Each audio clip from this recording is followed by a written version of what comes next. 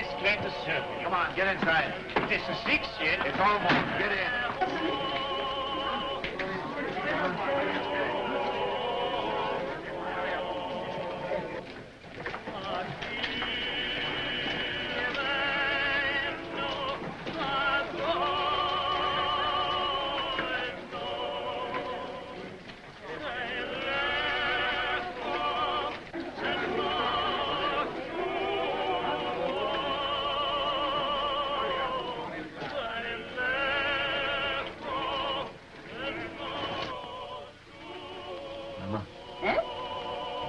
Locking up time.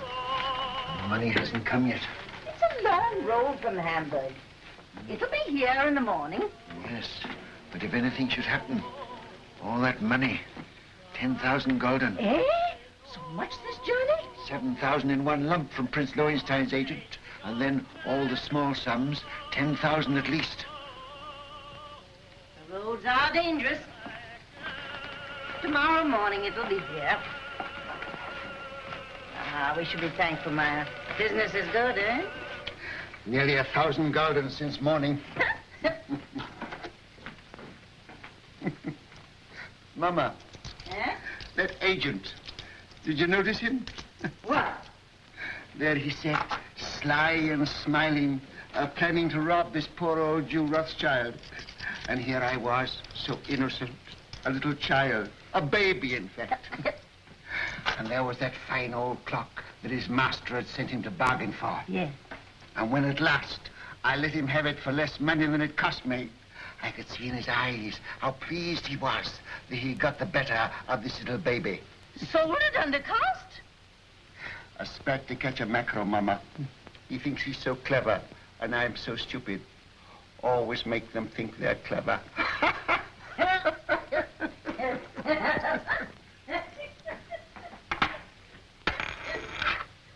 Mama! Eh? I've been robbed. Mayer! Bad. A whole gulden. A dead loss. Bad. Are you sure? Sometimes they're only cracked. You're right, Mayer. Who gave it you? Could it be that? That agent. And I gave him some wine, too. Some of the good wine. Mayer, he'll come again. Yes. He'll come again. And then, Mama, I catch my mackerel. Well, no one can ever say you don't deal fairly with your customers, Mayer. It pays in the end, Mama. Now finish your accounts and I'll lay the supper. All right, Mama. Shan't be very long now. The roast is almost done. Smells good. Huh? Looks good, too.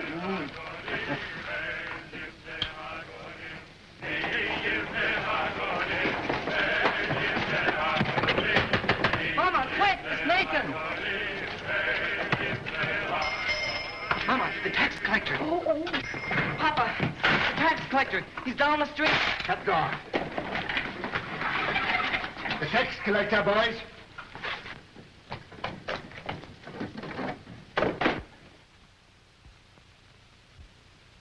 Mama, put away the silver. I have.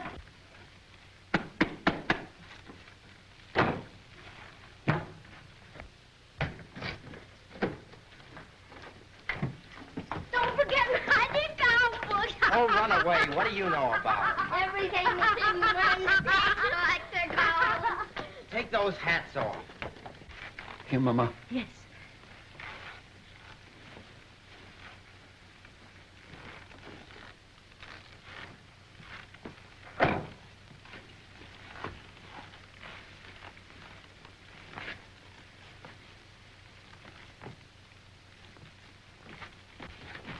Hurry up, Carl. Come up, James. Over the fireplace. Remember, no deal for the last 5 days. Understand? Yeah, Father. Are you hungry? Not so very. Then look hungry. Look hungry. Ansel and Solomon, you remain below. Mama, hide the roast.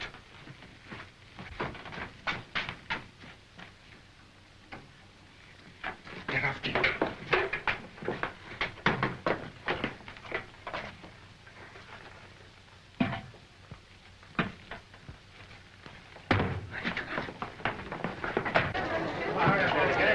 take Rothschild next. Mama, take your sewing and sit there. Nathan, by me. Nathan, take your hands out of your pockets. Open up, Jew.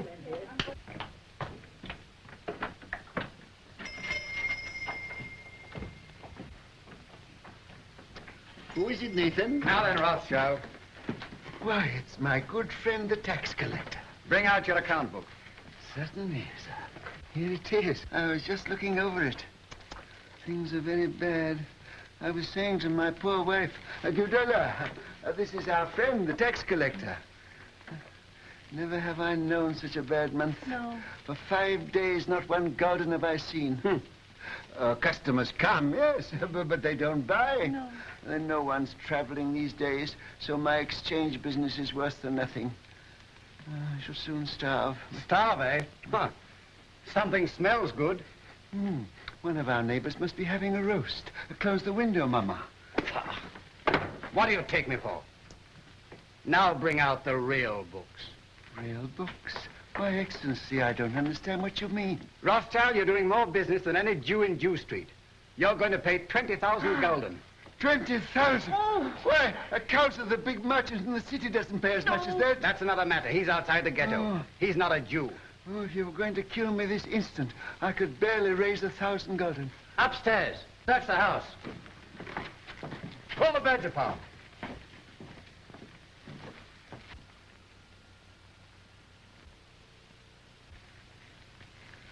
Well, I might perhaps raise 2,000 gulden. Very interesting. Oh, that. Nathan, lift up the trap door for the gentleman. Just some old stock. We have a little wine down there. Not very good wine, I'm afraid. Good wine costs money. But no account books, no gold, no jewels, I suppose. Jewels. I've had to give up dealing in jewels long ago. It needs capital. Shall I lead the way? You follow. At a distance.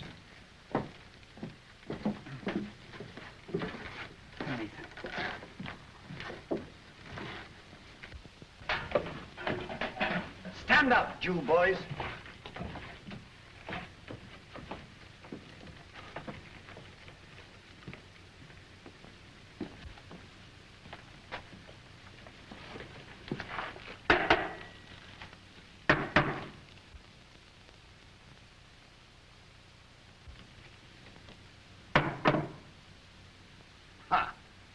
Wine. Fill up a cup. But that's green, Excellency. Do as I say. Oh, it had wine in it after all, eh?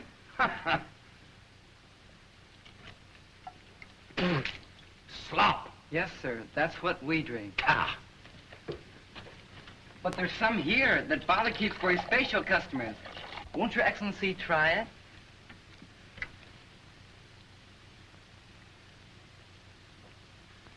Ah.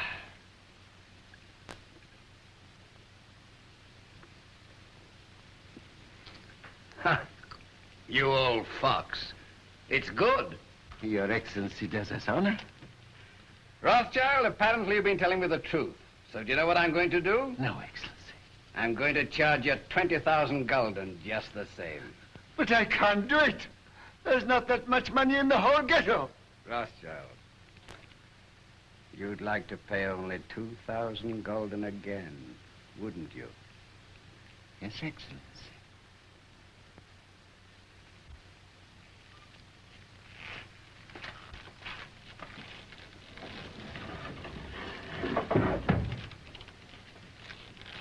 Now, what would it be worth to me if I put you down for 2,000 this time? A very handsome present for your Excellency. Say, 1,000 gulden. Talk sense, Rothschild. I want 10,000. Would you leave me and my family penniless? With a great deal of pleasure. Come now. Well, perhaps 3,000 gulden, but that's the limit, the actual limit. I'll take 6,000. I will. We'll make it 5,000. All right. Have it ready tomorrow. I'll call. And if any of you breathe a word, I'll have your house burned to the ground.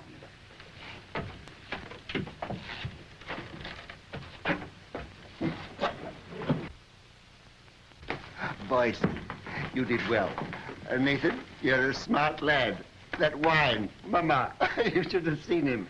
And after all, a 5,000 gulden isn't as bad as it might have been. No. But it is bad to have to pay away 5,000 gulden. Not as bad as having to pay away 20,000, Father. 6 o'clock, all Jews inside. Can't wait all night. Come on, let's get out of this den of... Shall I go after him? I'll let him go. Mr. Rothschild! Mr. Rothschild! What's the matter? What's happened? The man who was bringing your money from Hamburg has been waylaid by the tax agents outside the city. What? They heard he was bringing the money to Jew Street. They might have killed him, but he got away. He got away with the money. No, they got it, Mr. Rothschild. They got the money. What? All of it? Yes, all of it. Do you hear that, Mama? Do you hear that, all of you? 10,000 gulden. Our money that we worked for. Why doesn't the Almighty strike them dead? Papa, don't get excited. It's bad for you. Now listen, you are young. Your lives are before you. You've got to fight. Fight for yourselves. Fight for our people. Mama, I have to cheat the tax collector before my own children. Do you think I want to do that? I live honestly. I trade honestly. I want to be honest with them. But they won't let us. We are Jews, taxed to death. Forbidden to learn a trade, forbidden to own land. They keep us in chains. They send men here to rob us. So work and strive for money. Money is power. Money is the only weapon that the Jew has to defend himself with. Oh, Mama!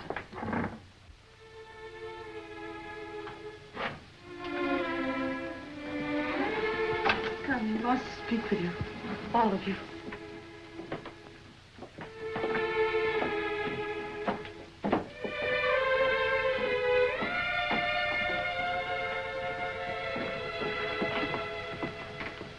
We're here, Papa. All of us.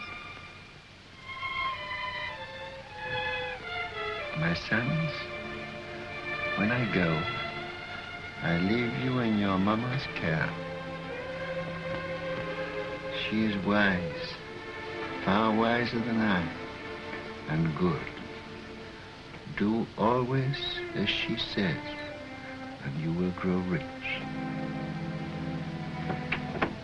Come closer.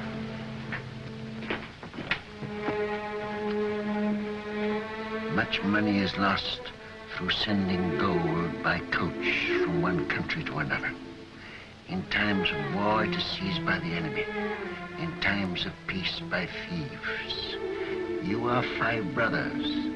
I want you each to start a banking business in a different country. One to go and open a house in Paris, one in Vienna, one in London. Choose the most important centers, so that when money is to be sent from here to London, let us say, you won't have to risk life and gold and shell here in Frankfurt. We'll just send a letter to Nathan in London saying, pay so-and-so. And that will be offset by loans from London to Frankfurt. Understand? Yes, my brother. In your day, there will be many wars in Europe. And nations that have money to transport will come to the Rothschilds because it will be safe. Papa, you mustn't talk anymore. The doctor... I'm giving advice to our sons, Mama, that the doctor cannot give.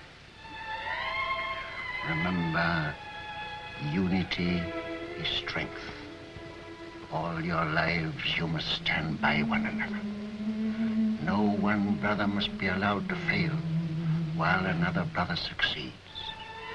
Your 5 banking houses may cover Europe, but you will be one firm, one family, the Rothschilds, who work always together. That will be your power. And when that power comes, remember the ghetto. I shall be here. I shall never leave the house where they were all born. And remember this before all, that neither business nor power, nor all the gold in Europe will bring you happiness till we, our people, have equality, respect, dignity, to trade with dignity, to live with dignity, to walk the world with dignity.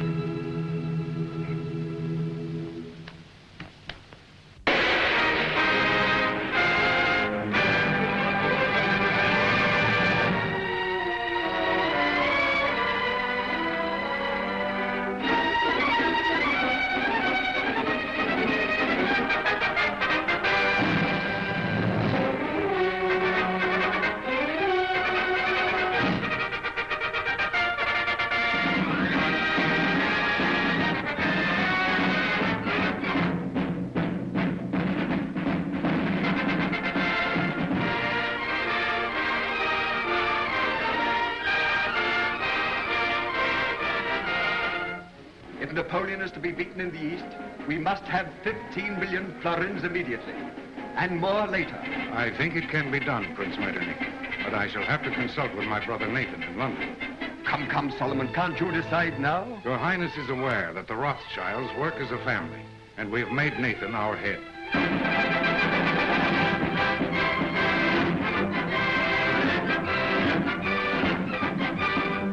The Rothschild. There can be no peace in Europe as long as Napoleon controls Italy. 16 million ducats as soon as possible. If your Highness will keep the utmost secrecy, I will endeavor to obtain the consent of my brothers.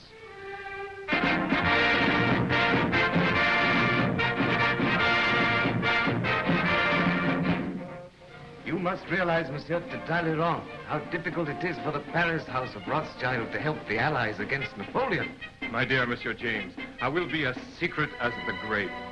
But we must have 50 million francs.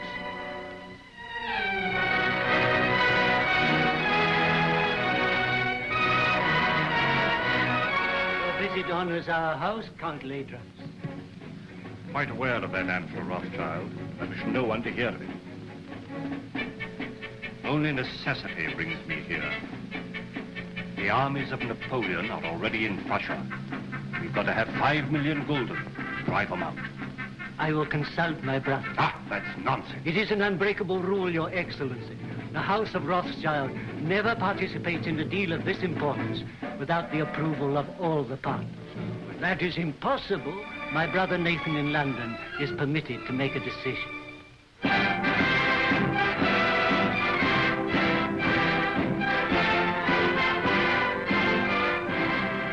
It may be that just one more loan will carry us to victory. You've been most generous, you and your brothers too. And I can assure you, sir, that His Majesty fully realizes that the House of Rothschild has already contributed 10 times as much as any other banking house in Europe. Captain Fitzroy arrived this morning from Wellington's headquarters, and he's told me how much the General appreciates what you've done. Lord Wellington's language on the battlefield can't be repeated, sir. But I've heard him declare that he wouldn't swap any one of those 5 Rothschilds for any 5 of Napoleon's brigade. May I tell the Prime Minister you agree to one more loan? You realize, gentlemen, that the Allies are drawing on us throughout Europe? It's money that wins wars. It's money that makes wars. With £5 million, we can hold Napoleon at bay. Mr. Harris, tell the Prime Minister I decline to raise £5 million to keep the Allies fighting Napoleon. I'm sorry. But you can tell Lord Wellington that the 5 Rothschilds will let him have 10 million if he'll guarantee to smash Napoleon. Oh, excuse my hat, gentlemen.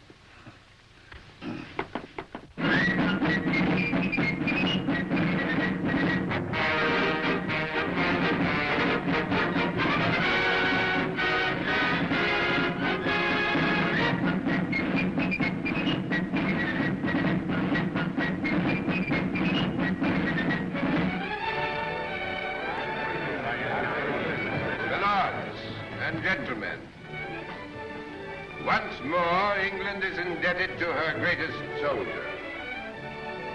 It is my privilege as Prime Minister to thank him on behalf of England for his glorious achievement. We rejoice at your safe return. My lords and gentlemen, charge your glasses. I give you a toast.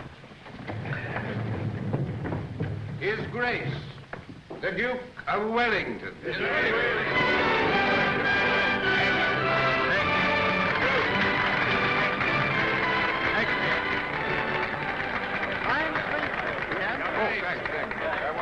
Well, that's over.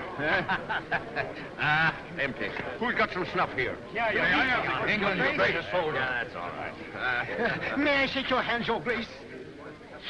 Thank you. Yeah, here he is. Why wasn't Rothschild here? There was some feeling. Wasn't he asked? Well, no, Your Grace. Some of these people... Wasn't the man who paid for these dash wars important enough? It wasn't a question of importance. It Well, was... if he can't come here, I suppose we can still go there. If Fitz. Yes, sir. Just as soon as I can get away, we're going to call on Nathan Rothschild. He ought to have been here. Dash light, I call it. More snuff. Do you know where the old boy lives? Very well indeed, sir. Oh, you young blackguard. I'd forgotten about that daughter of his. Devil.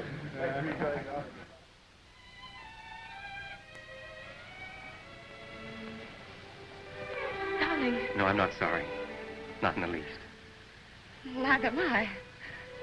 Just started. I've been trying to tell you for a long time. I've wanted to kiss you. Yes, I know that. But when it came, it was so sudden, it rather frightened me. Frightened? The captain of the guards to protect you? Ridiculous. Well, the captain of the guards is a very dangerous person. Only to his rivals. You know you're a very conceited young man. Hmm? You haven't even asked me if I loved you. Don't you? Yes, I do. I love you more than anything else in the world.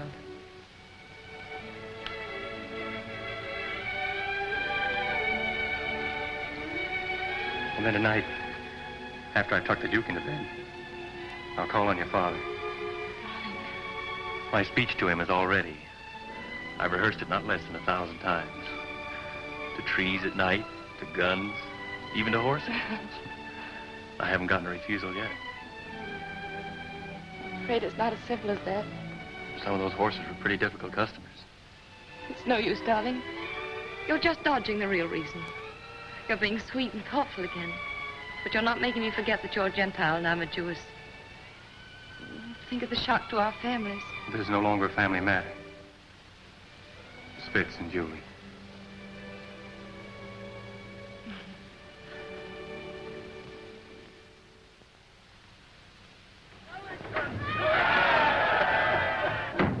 Hush. I've had that crowd at me heels all day.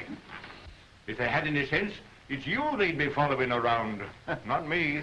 Oh, we Rothschilds have had just as big crowds following at our heels in Frankfurt, but not with cheers. Well, I'll cheer for you, gladly. And I hope one day Europe will realize she owes you something more than money. Well, my father was a man of peace. He told us never to loan money to make wars, always to end them. And that's been our principle. Everybody knows that and respects you for it. No, Your Grace, they don't know it, and they don't respect us. Our bankers are jealous of us.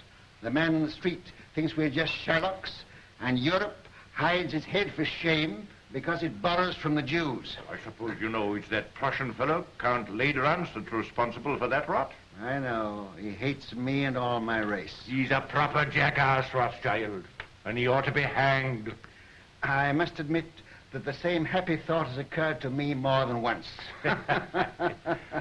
You know, it's a danger having a man like that in authority. Always making enemies. Well, that's the danger, as they may need us again. What do you mean? Well, perhaps we're not out of the woods yet. Why, Napoleon's scotched. Napoleon's in exile, but he's not dead. As good as dead, Rothschild. As good as dead. Ah, perhaps. Another brandy, Your Grace. Ah. I've often thought it would have saved a lot of trouble if Napoleon had been born an Englishman. Oh. Where would I be then? Why, his commanding officer, of course. Oh, thank you. Sound brandy you've got here, Rothschild. To the peace of Europe. Well, I'm a soldier, but I'll drink to that. see, Rothschild. A little secret. Mind you, I oughtn't to tell you this, but I just heard this morning that they're going to float a dash big loan to put France on her feet. An enormous loan. The biggest thing ever issued. Yes? Well, they've got to do something. France has had 20 years of war and the whole country's torn up. But now they've got peace. They're going to get together, the 5 allied powers, and help her out. And the banking house that floats this loan will at once become the most powerful in Europe. Its prestige will be enormous. That's it. Now's your chance. Your Grace, I can't sufficiently thank you for this information. Mind you, it's a dash dark secret. But it serves the chuckleheads right for telling me. They ought to know by now I can't keep a secret. Send a message to Mr. Roth and ask him to come to me here at once. Yes, sir. We'll drink to the house that floats the new French loan. To the House of Rothschild. And its greatest member. Huh. Ah, there you are. Miss Julie. Your Grace? Mrs. Rothschild, you've got to watch this young rooster. I'm beginning to understand now why you were always asking for leave to return to London. Now that you do understand, I trust you'll let him come more often. It's against the regulation. Oh? I only saw Julie 5 times, sir. And once when you sent him with the dispatches to the Prime Minister, Julie was waiting for him at the corner of Downing Street. That, I hope, isn't against the regulations, Your Grace. Not if he didn't speak to you. We didn't think you knew about that, Nathan. I'm afraid it's time to go, Your Grace. All right. You can't fox this man. He's a magician. There's no question about that. Oh, I say, Rothschild, I've been told you knew about Napoleon's abdication 2 days before the War Office did. Is that true? Yes, but then the War Office never knows anything for 2 days after everybody else knows it. Yes, and then they take 2 more days thinking it over. But how did you do it? They say Indians get things by putting their ears to the ground, but you are not an Indian, are you? No, just plain Jerusalem, with a heart of gold. Well, I know something about sending dispatches. My man Fitzroy here is the best at that. But if I had 20 Fitzes, I couldn't do it in that time. You knew about Napoleon's abdication almost as soon as it happened. How the deuce did you do it? A little bird whispered in my ear. Oh, you don't intend to tell me, eh? Well, I don't blame you. Fitz, we'd better go before he makes us disappear like rabbits in a hat. Mrs. Rothschild, you've a charming home. And a charming daughter. Your Grace. I hope that dash crowd's gone. Ah, thank you. Are they still there? And this is the man who faced the Grand Army. Hush, here, Fitzroy. Yes, sir. Brandy before the charge, always. Ah, there's military tactics for you. There's a young man who'll be a general someday. Thank you. Well, goodbye, Rothschild. And remember, it's a dash dark secret. 1,000 thanks, Your Grace.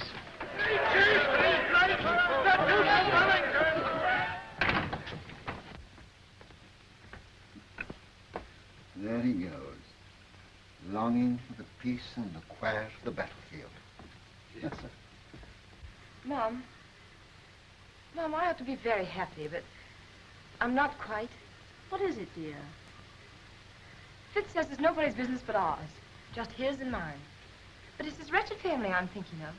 You know, Mother, nearly all of his aunts are duchesses and countesses, and oh, I'm so afraid they'll turn up their noses. He doesn't object to our money, I hope.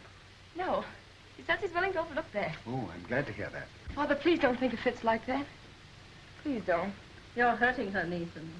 Isn't that rather cruel? Oh, no, it's my fault. I never told Father I really cared as much as I do. And you didn't either of you think I knew. We businessmen are not supposed to notice unimportant things like daughters and wives. You should know better than that, Hannah. Well, I knew she loved him, but we thought we'd tell you when you got to know him better. Julie, you know the tradition of our family. A Rothschild to marry a Rothschild. But I wasn't a Rothschild, Nathan. No, but you were Hannah. And you were one of our race.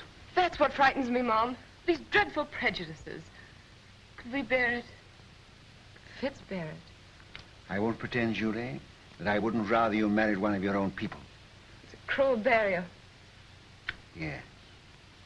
But the world's changed a bit, especially in England. There's no Jew Street here. And they're lifting other chains from us, too. So, perhaps... Oh, no. No, don't say perhaps. Say yes. What do you think, Hannah? I think girls should be allowed to make their own choice. Ah, I'm not sure that I agree with you. Oh, but this girl, Father. Well, it's about the first time that I've known a Rothschild to make a bad bargain. You are a Rothschild. And the Duke of Wellington has told me that the Rothschilds did a great deal for Europe during the war. Now, what have your Fitzroys done? Nothing. Beyond repeatedly getting leave of absence from duty and showing an unaccountable interest in orchids. And a remarkable taste in women. That doesn't show strength of character. Any fool could fall in love with you. Oh, but not any fool could get your consent. He hasn't tried But yet. he will. And when he does, you'll see him. Oh, you darling. Here's Rose looking positively shocked. Don't go, Julie. Oh, but I must. I'm engaged. Where are you going, Julie? I'm going out to the orchid house. Look at the orchids. Roth, I sent for you because I have tremendous news. This message must go to each of my brothers at once. By what His Grace calls our magic. Great news. Yes, indeed.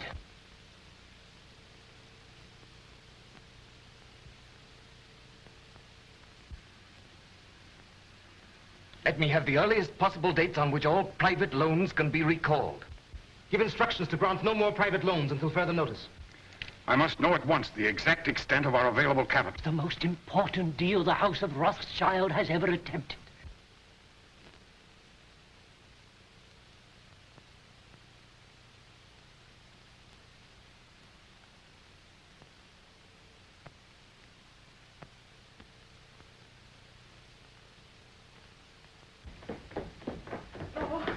Let me look at you.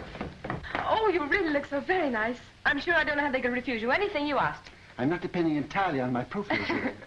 Where's my hat? Oh, the carriage hasn't come yet? I'll take a hack. That's what I like to do. It always makes me feel so independent. Sure you won't let me put a little perfume on your handkerchief? Quite sure. You're so calm. Aren't you excited at all about getting this great loan? Who'll be there? Representatives of all the big banking houses in Europe. Baring will be there, of course. And the ministers of the countries interested, I suppose? I suppose so. Ladrance representing Prussia, Metternich from Austria, and the rest of them. Still, you feel pretty sure, sir, don't you? Sure of half of it, anyhow. I have private information that ours was the best bid. The largest loan in history. You know it's the proudest day of your life. The proudest day of my life happened 30 years ago. I shan't draw an easy breath. Don't worry. When I say that no other banking house in Europe can match our bid, I'm not guessing, I know. And now where's my hat? On your head, I believe.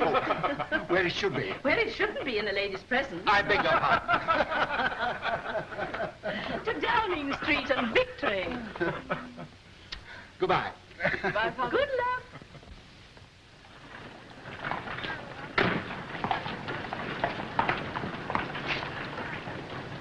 Thank you, sir. But, Mr. Rothschild, even your daughter, Miss Julie, pays me more than this, sir. Miss Julie has a very rich father. I haven't.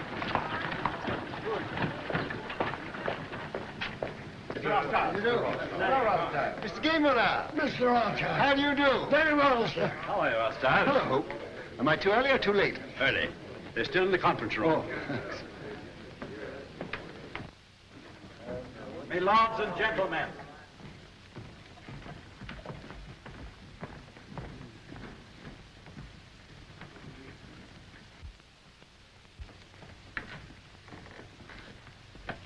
Your hat. Oh. Thank you, Mr. Barrington. The meeting is called to order. Gentlemen, bids for a French loan for 450 million francs have been received and recorded. Offers to take all or a part of the issue of bonds, the greatest single issue in the history of European finance, were received from the following banking houses. J. Lafitte and Company, Paris. Gay Moulin, Vienna. Hope, London. Bertrand de Lis, Madrid. Baring and Company, London. It is the decision of the conference that the highest authoritative bid is that of Baring and Company, London. They will be awarded 3/4 of the issue at 71. There being no further... But you're mistaken, Mr. Harris, there is. Mr. Nathan Rothschild. I'm compelled, my lords and gentlemen, to draw your attention to what must certainly be an oversight. I regret to say, Mr. Rothschild, the decision must stand. But my house sent in its bid to take the entire issue, and our price was a point better than Mr. Baring's. Why is that not recorded? Perhaps Count Ladrance would like to explain the situation to Mr. Rothschild.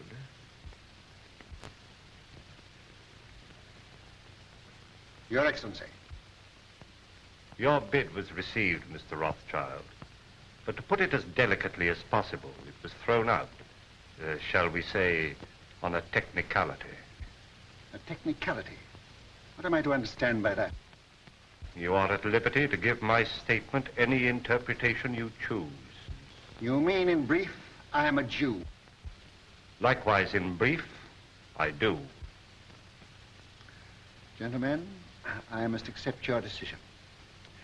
But since Count Ledrance has been frank enough to admit the reason for our exclusion, I venture to advise him that these attacks on my race are ignorant and futile. He may strike and strike again.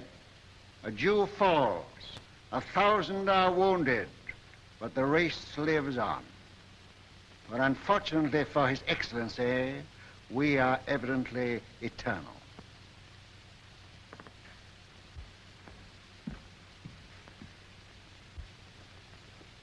Mr. Harris, you say that Barings take 3/4 of the loan. May I ask who takes the other 1/4? That is being taken up by Count Ledrance, Prince Metternich, Count Talleyrand. I see. A family party. Good day, gentlemen. Your luck is out, Mr. Rothschild.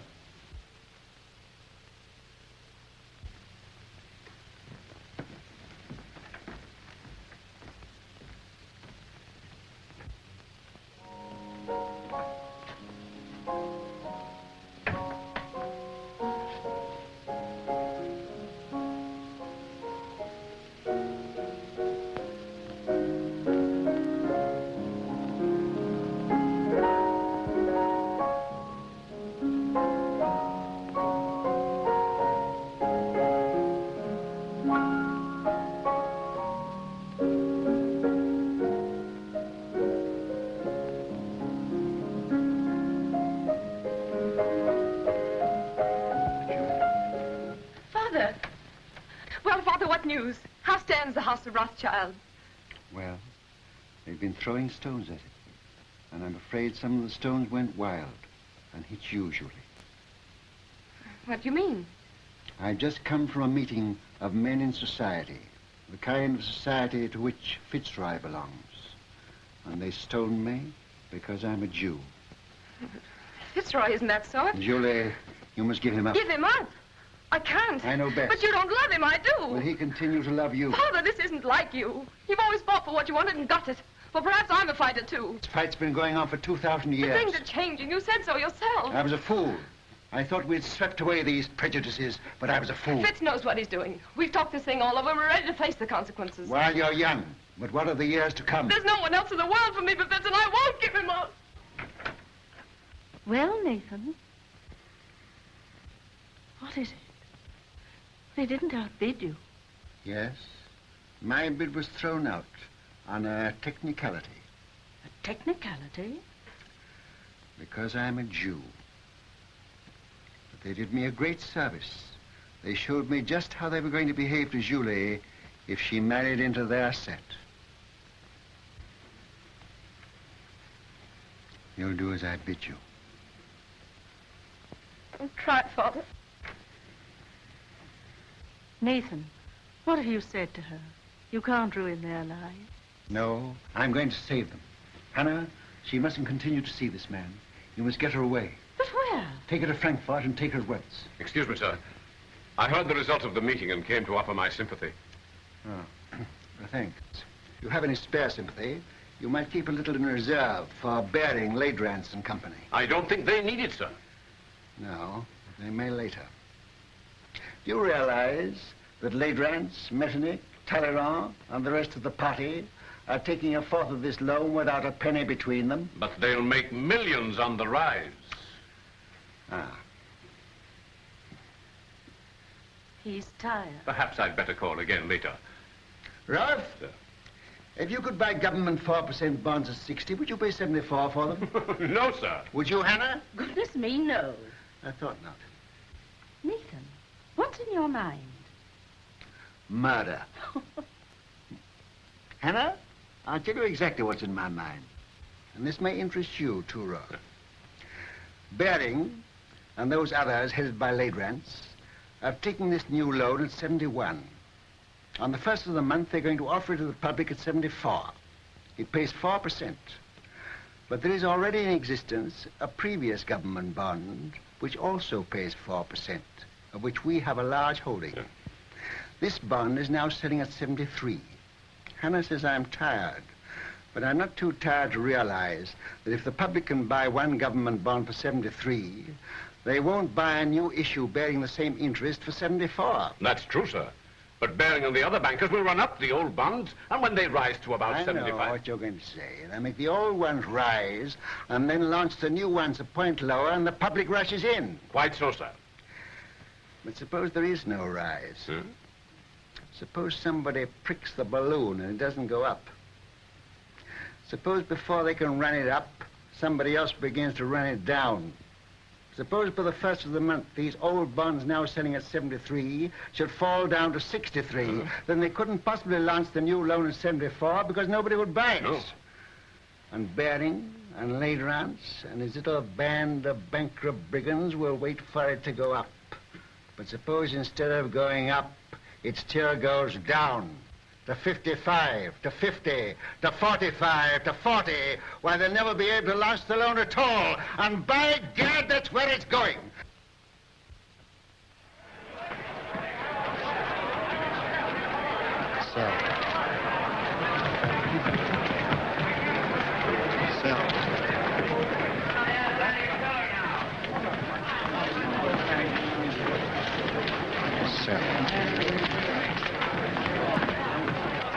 Look at Rothschild. You'd think he was selling apples instead of government bonds.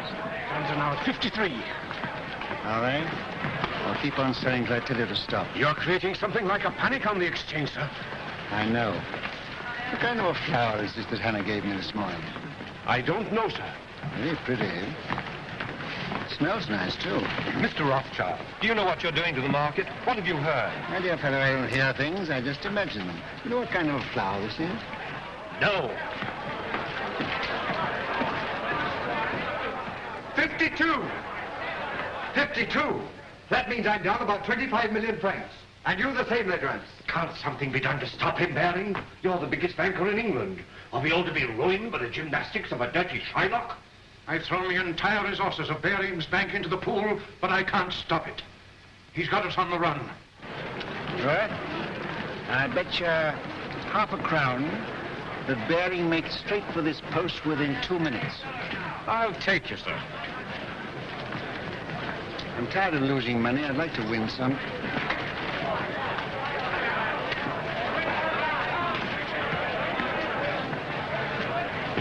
You're a magician, sir. Here he is. Mr. Rothschild, I don't have to tell you this is nothing less than slaughter. You know my position. I'm responsible for this new issue at 71, and you're making it impossible for me to put it on the market. We are both bankers. You knew I ought to have had a share of this loan. Why did you shut me out? Certain pressure was brought to bear on me. Ha! Ladrans. Well, yes. Then let Ladrans speak for himself. All right, Mr. Baring. I'll come. I'll follow you.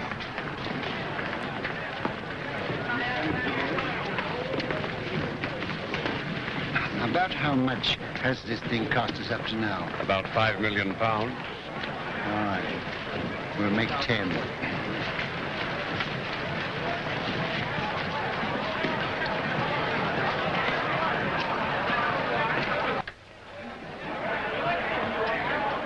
I hope I haven't kept you waiting, gentlemen, because I know you must all be very busy.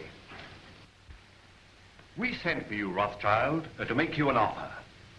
You resent being left out of this loan. Mr. Baring, as you know, holds 3/4 of it. He is prepared to part with half of that to you. Will that satisfy you? What about the other quarter? That, as you know, is held by us. Oh, yes, you bought it at 71. Well, we're responsible for it. You bought it at 71. It was allotted to us. And not against your will, I hope. Certainly not. So you bought it at 71. What do you mean, bought it? Can you pay for it at 71? You know perfectly well that no one is prepared to pay in full for an entire issue. Were you prepared to pay anything? Could you have stood a 10-point drop? No. You took it for a rise. You're financially irresponsible, the whole lot of you, except Mr. Baring. Well, I know just how much money you've got, each one of you. And if I like to hold down the market till after the first of the month, and I can, you're all ruined and dishonored. including Baring's Bank. Now, I'll rescue you on one condition. That you pass me the entire issue at 68. That's impossible. Now, what excuse can we offer to the public? Just say it was found necessary. On what grounds? Oh, on a technicality. No. Very well. Wait, please. We have to deal with Mr. Rothschild. Under the circumstances, I consider his offer a generous one. And as the head of the House of Baring, I insist on Mr. Rothschild's terms being accepted. What? Are you going to take it off our hands, Rothschild? That's uncommon good of you. Hey, Count Nesselrode, are you also on the preferred list? Yes, but I much prefer to be off of it. Well, we've no choice. I accept. I say yes without hesitation. Count Ledrans? Very well. To save time, I had this little contract drawn, which I shall ask you gentlemen to sign.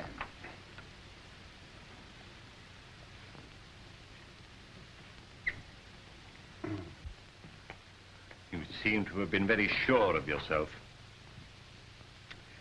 I was. Quite. Will you sign first?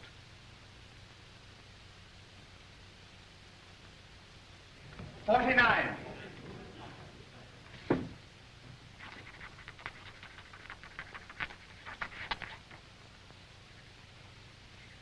You won your fight with me, Jew. But remember, victory may be bought too dearly.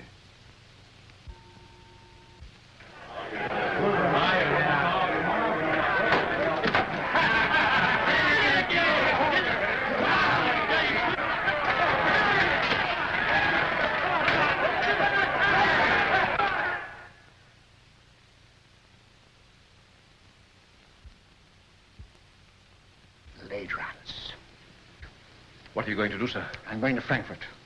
I'll leave within an hour.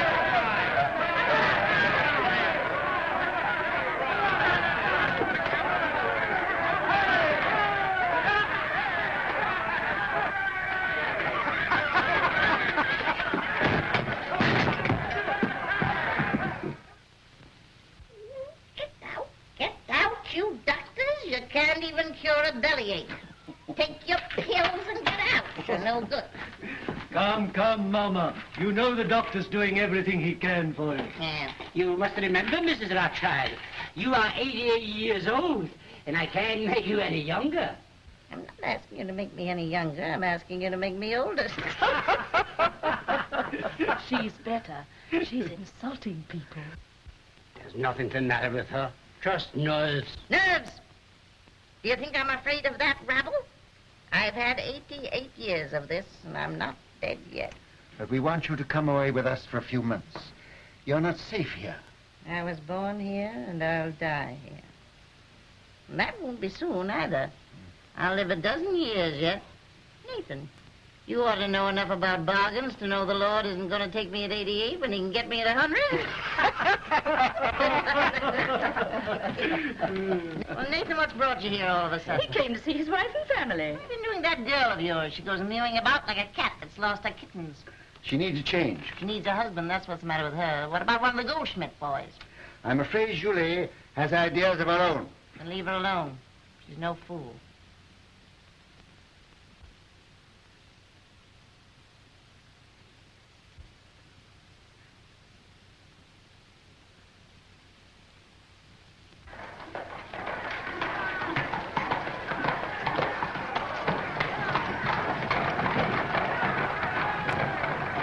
you tell me which is the Rothschild house?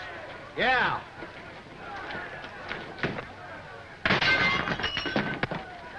That's it.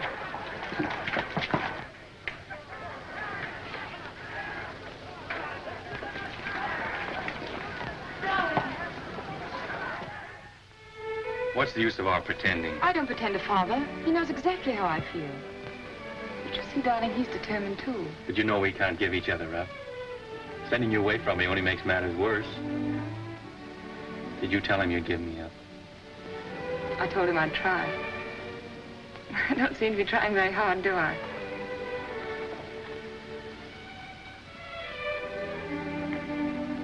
Let me look at you. How long did it take you to get here? How long have you been riding? I left yesterday morning. How'd you manage? I asked Nosy for leave. Who's Nosy? That's what we call the Duke behind his back. Oh. I think he guessed where I was bound for. Anyhow, he said yes. Of course, I'd no idea your father was here. No, of course not. What are we going to do? I'm going to see him and have it out. Fitz, Oh, darling. Won't you see this through with me somehow? I've got you and I'm going to keep you.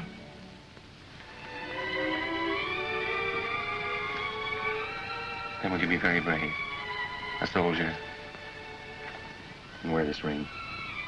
Oh, yes. It's one of those family things. My mother wore it. Oh, it's lovely. What's the meaning of this?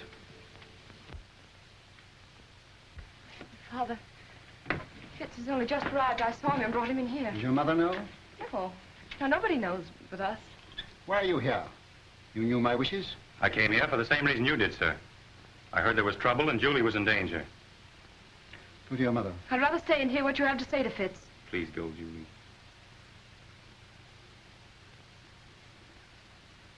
It's no use, Father.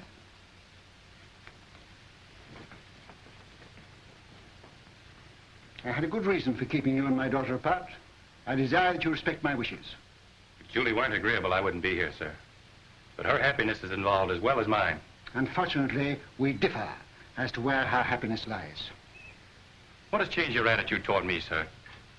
Captain Fitzroy, I doubt whether there's a single man in London today who would suspect me of being a sentimental fool, which apparently I have been. But fortunately, I have a certain amount of common sense, which sometimes comes to my rescue. You'll please understand that your attentions to my daughter are objectionable to me. What is your objection? You're not of our race. That's an objection I think you might have raised a great deal earlier, I sir. was a sentimental fool. Walk through this ghetto. Go into the Jewish quarter of any town in Prussia today, and you'll see men lying dead. Julie's people killed by your people for but one crime, that they were Jews. Now do you understand? I'm sorry, sir, but I still love Julie. Julie is a Rothschild, and she'll not marry without her father's consent. Good day.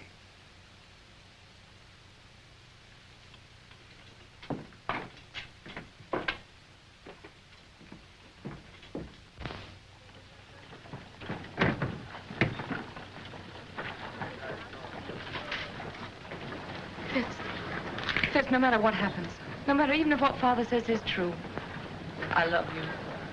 Always.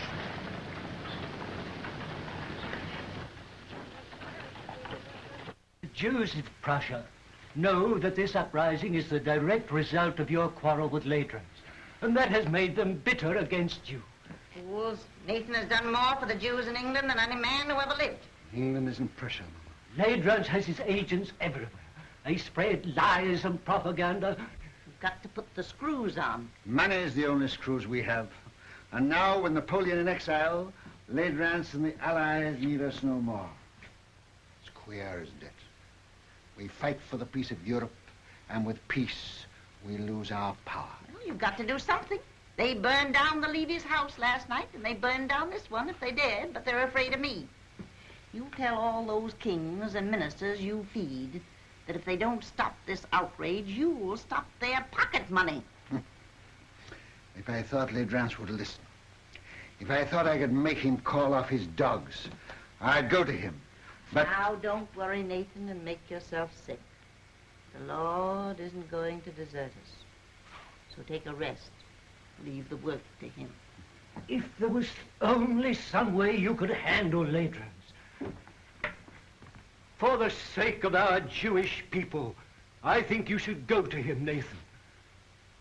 Grovel at his feet, eh? All right.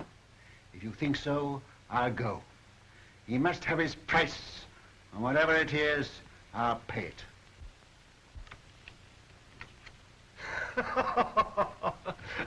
I'll make you gentlemen pay for your wine. The cards seem to favor you tonight, Your Excellency. Well, they should. They're my cards. Ah, Colonel.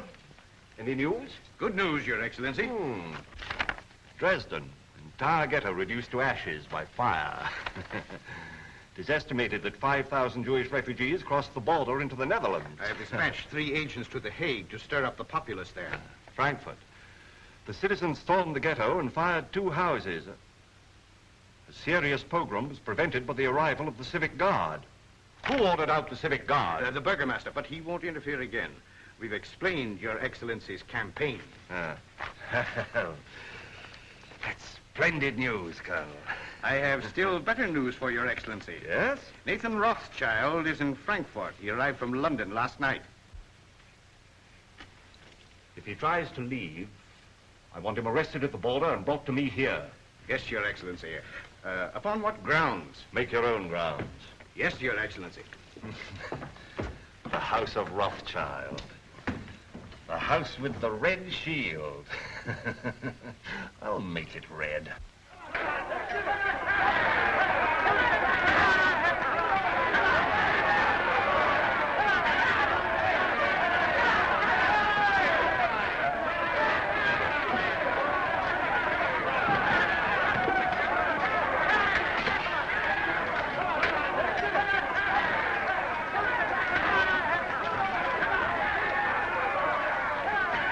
That's him, the one in the heavy coat.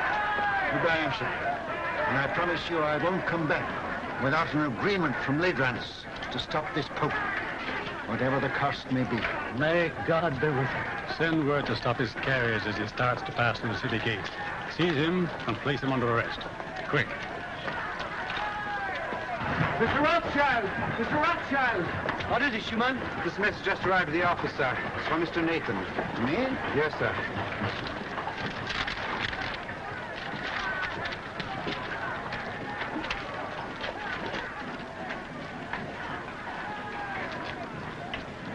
What is it?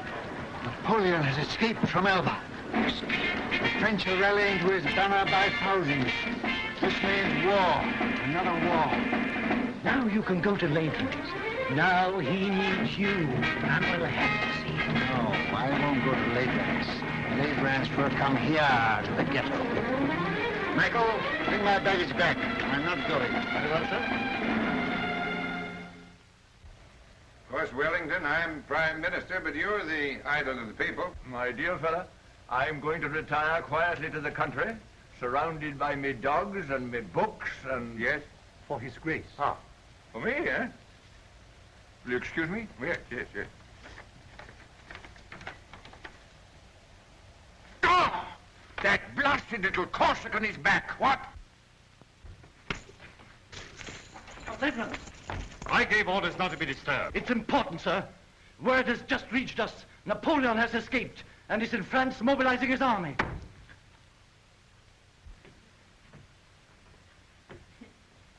Mama, dear. Yes? My, you're walking just like a young girl. Well, boys? Come here. Let's have another look at you. Well, you're all growing up, aren't you? Nathan, I think you're getting fat. I'm proud of you. All of you. Your father would have been 92 today.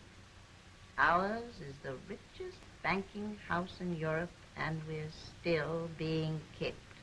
It looks as though we haven't played our cards very well, doesn't it? Perhaps we haven't. I'm not criticizing. I think we're open to criticism, Mama. And that's what has brought us all together here today. Oh, is it? I thought you came here to see me. It seems it takes a war and a Jewish pogrom to get us all together nowadays. Now, that's not fair, Mama. You know we Well, always don't come. let's waste time in compliments. What have you come for? James.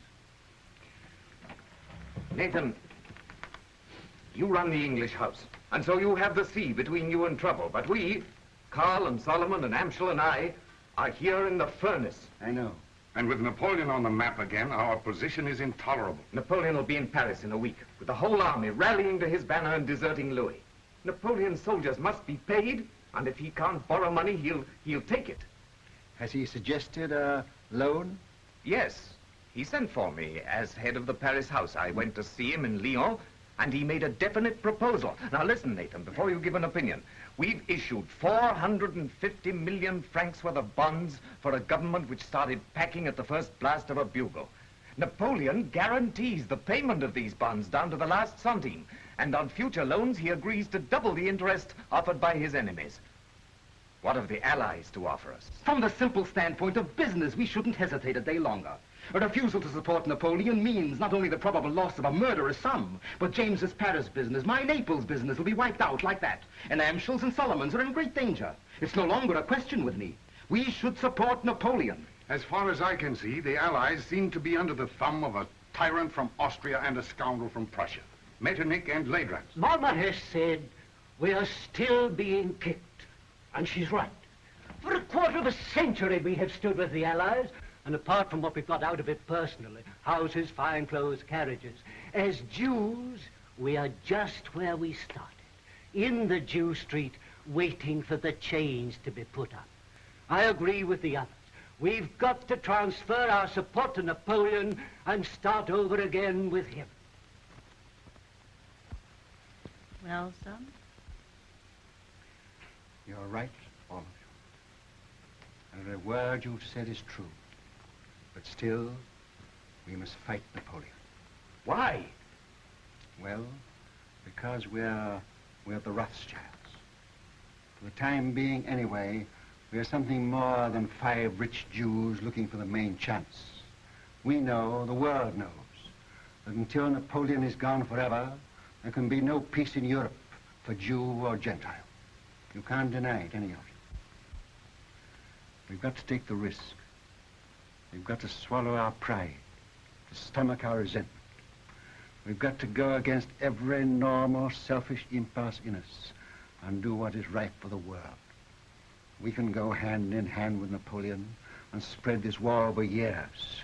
We can pay for fire and blood till all Europe is a slaughterhouse. And the Jew would stand as a pawnbroker in lives. We can't do it. We must stand as we've always stood.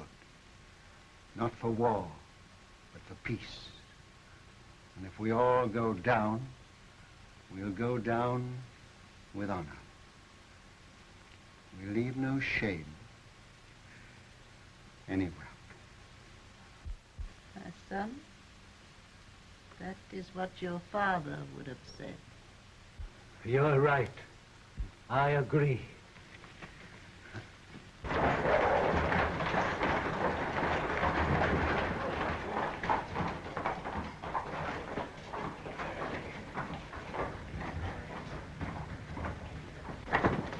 The house with the red shield, Your Excellency.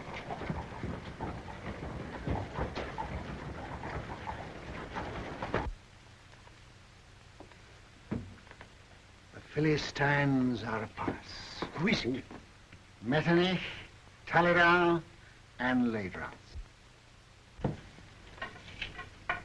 Who could that be, the tax collector? Something very like it, Mama. Is Mr. Nathan Rothschild here? Your Excellency will enter.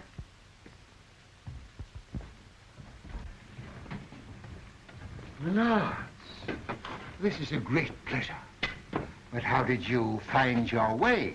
The Duke of Wellington was kind enough to supply us with a guide, Captain Fitzroy, who has, I believe, been here before. Won't you come in? My brothers and I were speaking of you only this moment. Prince Metternich. I won't burden you with introductions, except perhaps to my mother, who was startled by your arrival. She thought you were the tax collector, Count Ledrans. Welcome to our ghetto. You will forgive this unexpected visit. Certainly. We were expecting it. Then we may assume you know precisely why we are here. Not the precise amount, but approximately. May I congratulate you on your brilliant son, Madame Rothschild? Yes, I'm told I'm the mother of half the loans in Europe. I am here at the request of the Duke of Wellington and the Allied governments. In that case, my brothers too are interested. Won't you sit down? We will not intrude very long. Well, you're chained in at 6. Speaking for myself, I admit that I come as a penitent. We've not always treated you quite fairly, Nathan, and now, frankly, we need you. You should join Wellington on the field of battle. He once told me that the test of a great general is to know when to retreat and to have the courage to do it. The Allies need money. Now, we're not asking you to give anything. You're money lenders, and you'll get your interest. You sure of that? Don't you trust the powers? No, Austria's bankrupt. France is already in the hands of Napoleon. And so is Italy. Why don't you go to the other bankers? Your own bankers. We have not sufficient capital. You mean they won't take the chance? What if Napoleon wins? I suppose there must be a certain amount of risk in your business. No, we ask security. What security can you offer us? Ah, then don't say you're not asking us to give anything. You're asking us to give a great deal. I see no reason for prolonging this meeting. As you say, we are moneylenders, not philanthropists. We do it for profit. You may as well know that Napoleon has offered us twice as much as you can promise us, and we've decided to take his offer. Gone over to the enemy, eh? I must admit, I'm amazed. How will Napoleon get the money to pay you? Steal it. But that's not our business. I always thought you stood for peace. For 20 years, we've been supporting the peace of Europe. Now we're thinking of the peace of our own people. The Jews? Yes. Napoleon will give us our freedom. That's why we are for Napoleon.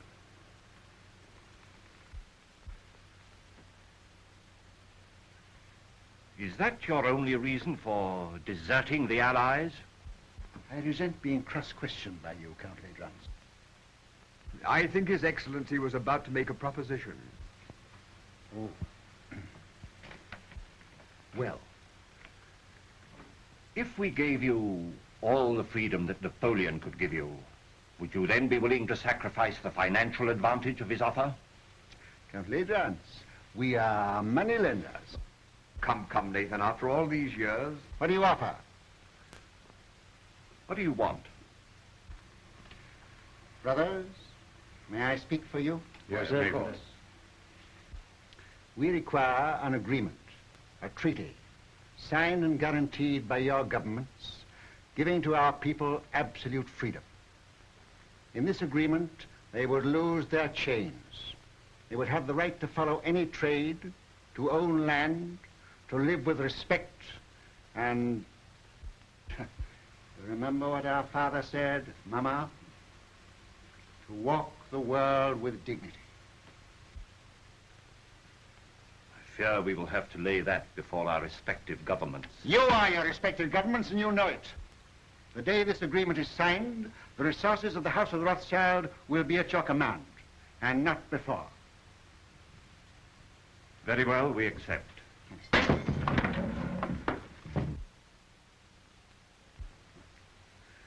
Pray excuse this, my lords. Some Gentile has evidently strayed into our quarter.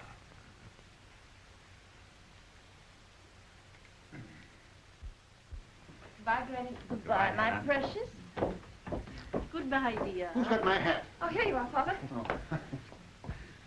James. Father, I'll go out of the carriage with Michael. All right, my dear. James, it's of vital importance that we should have first-hand news from the field of battle. Somebody to be close to Wellington's troops. Whom can we trust? In time of war, nobody. What about you? Will you do it? Yes. And I'll get word to you every day. Of every move they make, the instant they make it, and always by the usual method. Mama? I'll come to the door with you. Oh.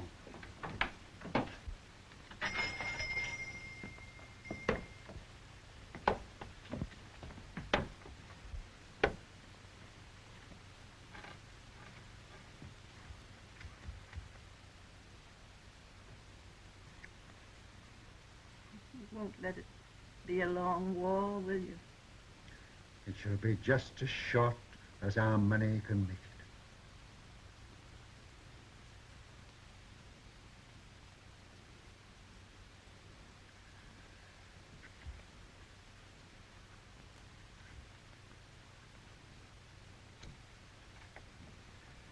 Good luck. Goodbye, Mama.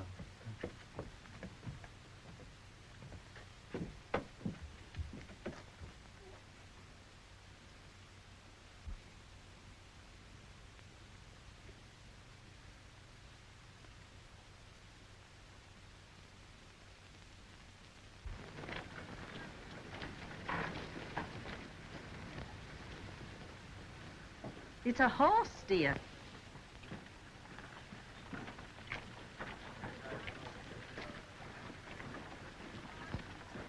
This time I'm here by command of the Duke of Wellington, sir.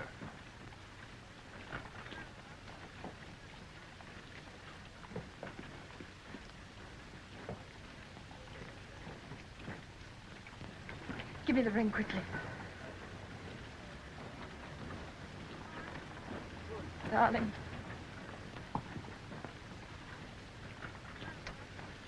Well, I must say I hope the entire war isn't going to be conducted on this romantic basis.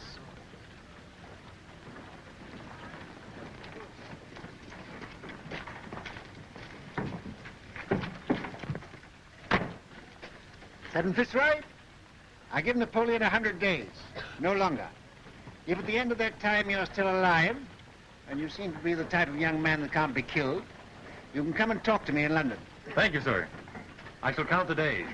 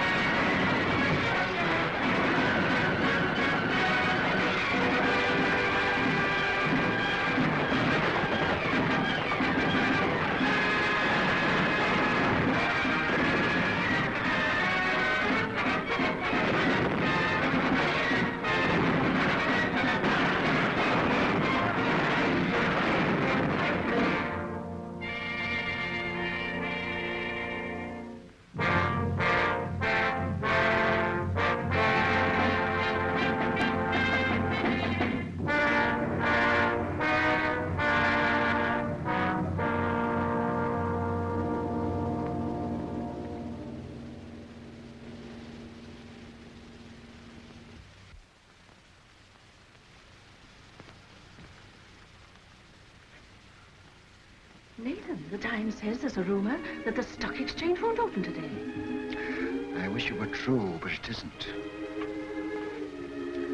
Hannah, sit down. When people become rich, very rich, they have grave responsibilities. I know. I mean moral responsibilities that come with money, that poor people never know. Yes? Could you bear to be poor? Really poor? I'm asking you now because tonight may be too late. Tell me what you mean. I'm buying on the stock exchange when everyone else is selling. I'm risking everything we have to save the credit of England. I'm sticking to the bargain I made. But things look bad for us, Hannah. Very bad. Are you doing what you feel you should do? Yes. Do what you think is right. And if you fail, I'll love you all the more.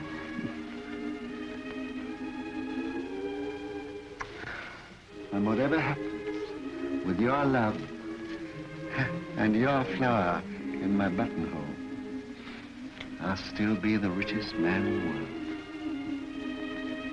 Father, Mr. Rose has brought a message. May we hear it? It just came, sir. I thought you should have it before going to the exchange.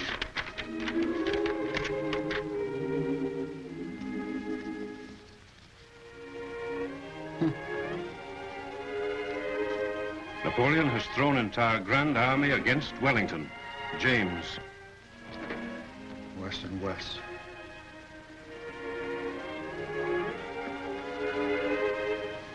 Foolish you, lady. These are hard times for young lovers. Father, you said you gave Napoleon 100 days. This is the 100th day. Fitz hasn't come back to me.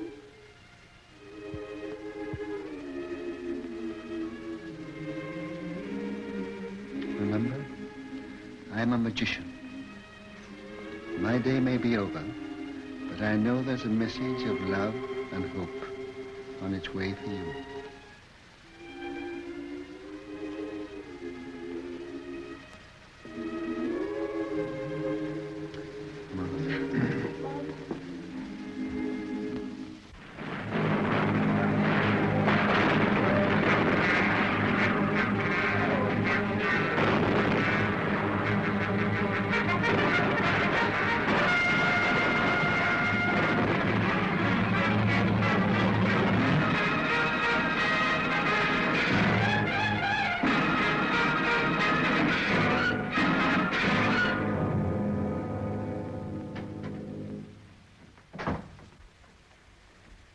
Am I to continue to buy? Yes. But it's sheer suicide, sir. Buy. Support the market. But we can't possibly keep it up, sir. How long? It's 2 hours to closing time. Can't hold on for 2 hours. Then stop this insane buying. No.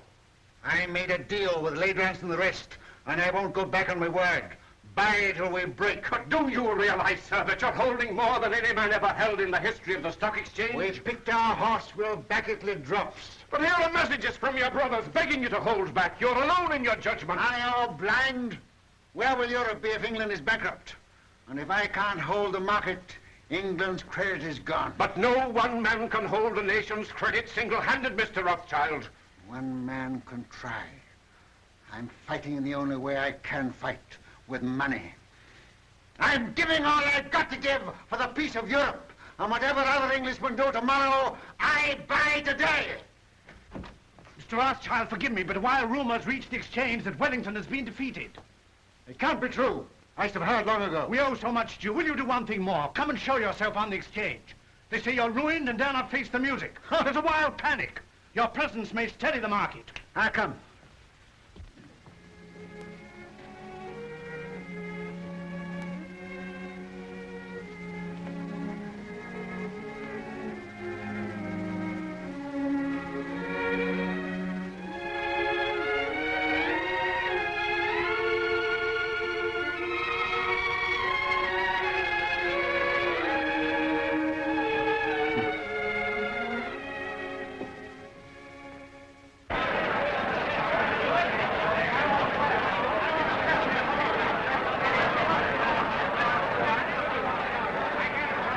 Too late, Mr. Rothschild. You backed the wrong horse this time. Rothschild, you've lost your luck.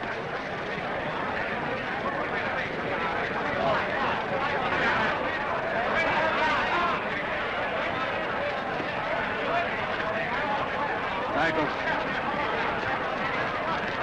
Buy. Buy. Yes, buy. Have you had any news? What do you think about this rumor? I don't listen to rumors, Mr. Baring. You hear what they say? Wellington defeated. You mind telling me what you're going to do? I have no objection to all London knowing what I'm going to do. I'm buying.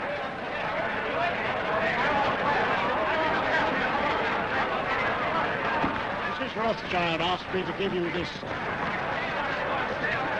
Did she come here to the exchange? Herself? Yes.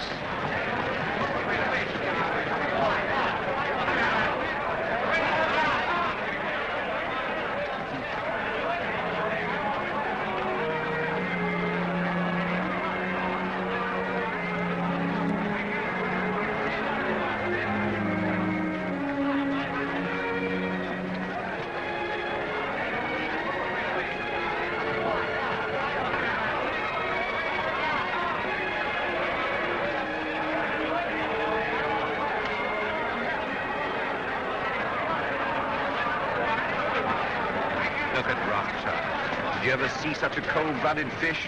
Puts a flower in his coat as he stands on the scaffold with a rope around his neck. News. Just arrived.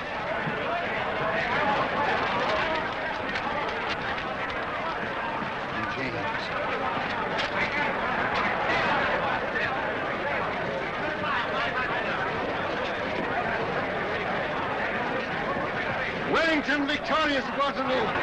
Napoleon defeated. The war is over. Gentlemen, listen, listen. I have news.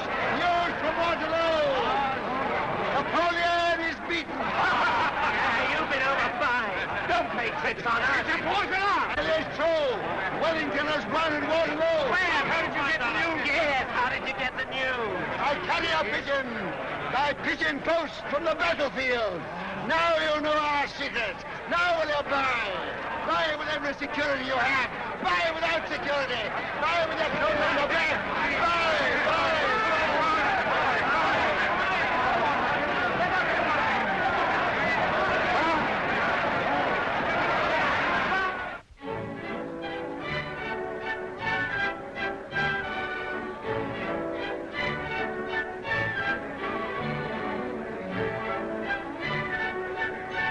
Rothschild, do tell me how it feels to be the richest man in the world. One has to be very clever to make a fortune these days. Perhaps, but far more clever to keep it. Really? Well, I wish you'd tell me how to make money on the stock exchange. What's the recipe? Oh, same as for a cold bath. Quick in and quick out. Excuse me.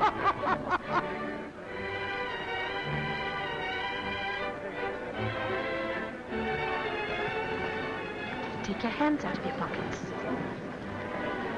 Hannah.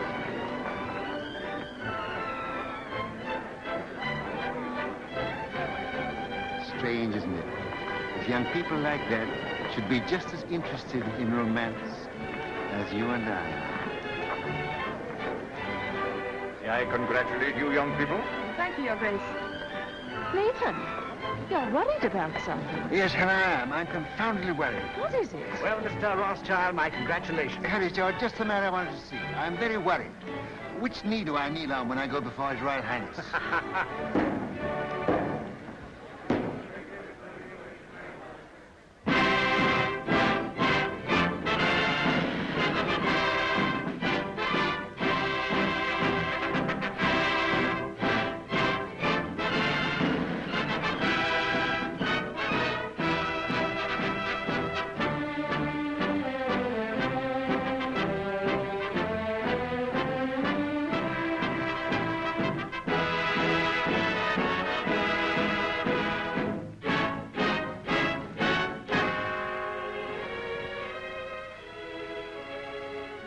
England is deeply grateful to her adopted son, who by his generosity and courage played so large a part in bringing victory and peace to Europe. His loyalty never wavered. His faith in England never faltered. To England, he has brought nothing but honor. And for England, we thank you, Baron Nathan Rothschild.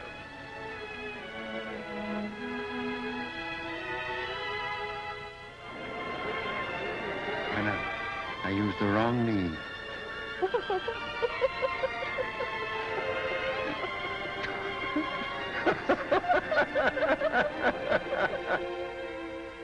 To trade with dignity, to live with dignity, to walk the world with dignity.